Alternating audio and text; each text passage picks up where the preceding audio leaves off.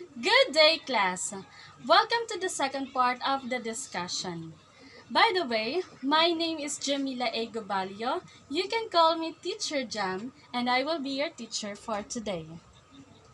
In this part, we will be talking all about culture. But before anything else, I would like to hear some words from you that you think has something to do with the word culture. Anyone who wants to try? Yes? Okay, very good. Yes, that's right. What about you? Oh, definitely, those words are related to the word culture. And today, we will also be talking about its characteristics, components, and its organizations. To start with, I have here some significant definitions about culture. First, we have Ember in the year 1999. For him, culture is a set of learned beliefs, behaviors, attitudes, values, and ideas that are characteristics of a certain or particular society. Next, we have Calhoun in the year 1994. For him, culture is the learned norms, beliefs, knowledge, artifacts, languages, and symbols that are constantly communicated among people who share common way of life. Next, we have Alan Johnson in the year 1996. For him, culture is the sum total of ideas, symbols, forms of expressions, and material products associated with a society. While for Leslie A. White, it is the entire way of life of people and everything learned and shared by people in society. For Hofstad in the year 1997, he said that culture is consists of patterns, behaviors acquired and transmitted by symbols. And finally, UNESCO in the year 2002 defined culture as the set of distinctive material, spiritual, intellectual, and emotional features of society. Now let's move on to the next part of the discussion, which is all about the characteristics of a culture. The first essential characteristic of a culture is that culture is learned. And how do you think a culture can be learned? Anyone who has an idea? Yes? Okay, thank you, that's right. Another? Yes. Yes, correct. Another? Yes, that's right. Very good, class. You are all right. Because culture is learned through imitation, observation, and experiencing it. It is also learned by from the parents who are teaching in the family. The next characteristic is that a culture is shared by a group of people, wherein people of the same community share the same values, beliefs, and traditions in the society. And the next characteristic is that culture is cumulative, meaning knowledge is stored and passed on from one generation to the next, and new knowledge is being added to what is existing. Another characteristic is that culture change. That means that all cultural knowledge does not perpetually accumulate. At the same time, the new cultural knowledge or traits are added, but and some old ones are lost because they are no longer useful. Another characteristic is that culture is dynamic. This is the character of a culture that stems from its cultural or cumulative quality. That means no culture is ever in a permanent state. New ideas and techniques are always added, and the old ways are discarded and constantly modified. Another characteristic is that culture is diverse. That means culture is consists of a great many separate culture, and each of them are different from one another. And lastly, culture gives us a range and permissible behavior pattern, wherein culture tells us how a certain activities should be conducted. And now let's talk about the components of culture. The components of culture are communication, cognitive, behavior, and material.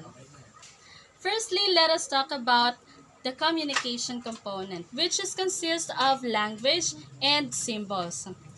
Language is the core of all culture. That means when people share the same language, they share a condensed and flexible set of meanings and symbols. It is also the basis for the symbolic. Symbols, on the other hand, forms the backbone of interaction. A symbol is anything that carries a particular meaning, shared or recognized by people who share culture.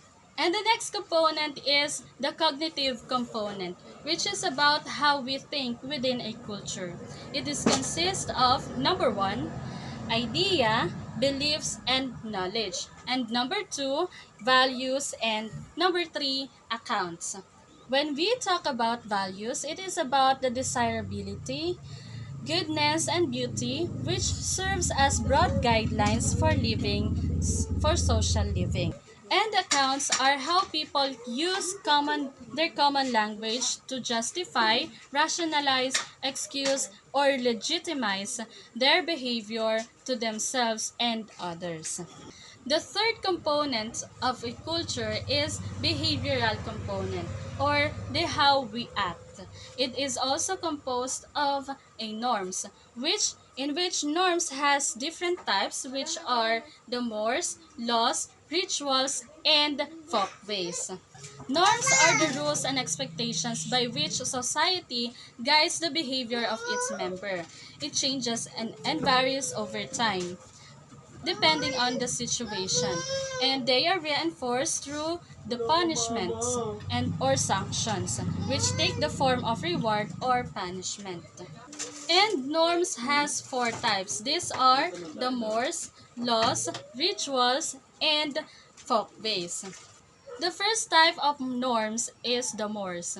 They are the customary behavior patterns or folkways which have taken on a moralistic values. Example for this is the respect for authority. The next one is the laws. It constitutes the most formal and important norms. Laws are more deemed so vital to dominant interests that they become translated into legal formalizations that even the non-members of society are required to obey. And the third one is the folkways.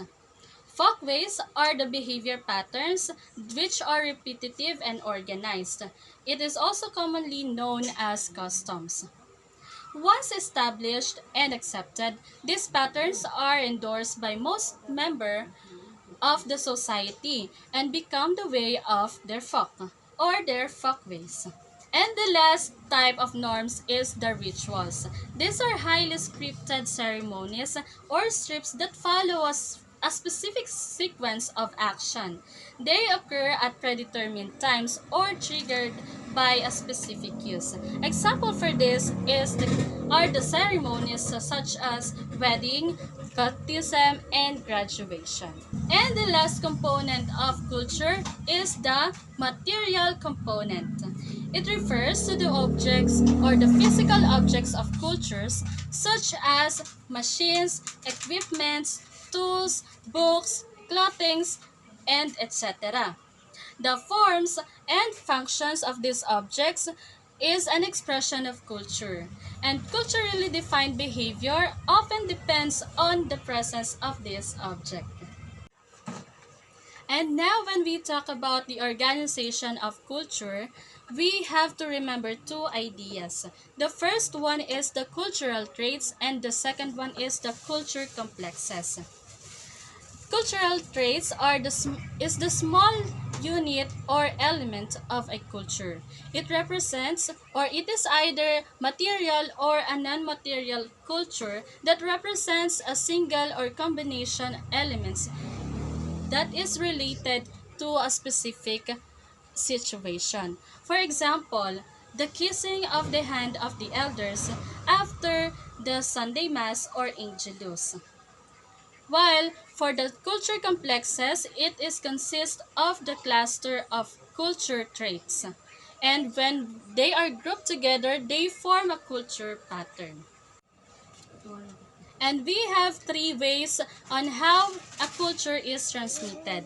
Culture is transmitted through enculturation, acculturation, and assimilation. Enculturation is the process of learning culture of one's own group. For example, I am a Filipino, then I am learning the Filipino language and the values of the Filipino. While the acculturation is the process of learning some new traits from another culture. For example, when a students from rural area migrate to the urban area or city, and they gradually learn some traits or customs in that specific place, then they become acculturated. And lastly, culture is transmitted through assimilation. Assimilation is the term used for a process in which an individual entirely loses his previous identity and takes on the culture and attitudes of another group. And now let's talk about cultural relativism. I'm sure that you would agree that it is impossible for us to interpret or analyze what the actions of members of the other group means, especially if we will interpret them in terms of our own motives and values. Therefore, we must interpret their behavior in the light of their motives, habits, and values. And for the conclusion of today's discussion, remember class that throughout the world, human beings use thousands of languages to communicate. Every society has its own culture, no matter how simple the culture may be, and every human being is cultured. And lastly, understanding a culture, its elements and characteristics, its organizations, and how it is transmitted will provide us a better appreciation of the different culture of the people whom they may relate now or in the future. And after watching this video, I'd like you to visit our Google Classroom for your assignments and activities. That's all for today. Goodbye!